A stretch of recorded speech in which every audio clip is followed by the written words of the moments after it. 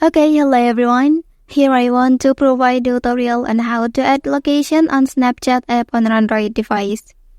Well, knowing how to add location on the Snapchat app allows you to share where you are with your friends or followers. And also adding location text to your snaps can enhance your storytelling by providing context about your whereabouts or the places you are visiting. So let's go to the tutorial. Okay, first thing first. Open Snapchat app on your device. Okay, and then enter to your profile page. So now you can click my public profile option. Okay, and then you can tap on edit option, and then you may add your location in this box. Start from your city, state, and country.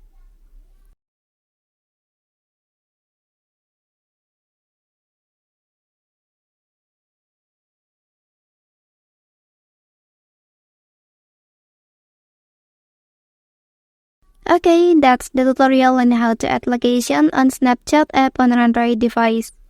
If you are helped by this video, don't forget to like and subscribe to get other information from this channel. Thank you.